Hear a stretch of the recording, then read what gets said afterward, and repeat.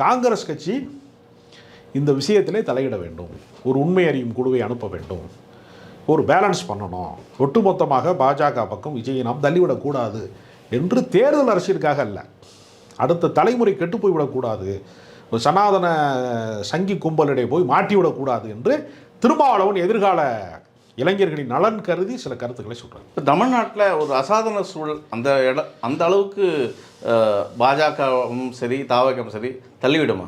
ஏதாவது ஒரு வேற சூழல் ஏற்படும்? இல்லை, தமிழ்நாட்டினுடைய சூழல் வந்து நல்லிணக்கமாக இருக்கிறது, அமைதி பூங்காவாக இருக்கிறது என்று சொன்னால் பாஜகவிற்கு அரசியல் இல்லாமல் போய்விடும்.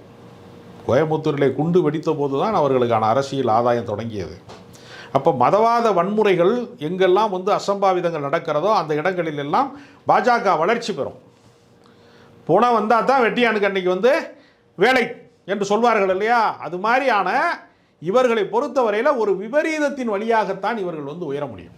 அதனால் கலவரங்களின் வழியாக தங்களுடைய அரசியலை வந்து ஏற்கனவே அதிகாரத்தை நிலைநாட்டியது பாஜக என்றால், இப்பொழுது ஒரு மாபெரும் வந்து ஒரு விபத்தின் வழியாக, ஒரு எதிர்பாராத விபரீதத்தின் வழியாக பின்னடைவிலே இருக்கக்கூடிய தாவேகா மறுபடியும் மக்கள் மன்றத்திலே செல்ஃப் எடுக்குமா என்று ஒரு பெரிய சந்தேகம் இருக்கிறார்.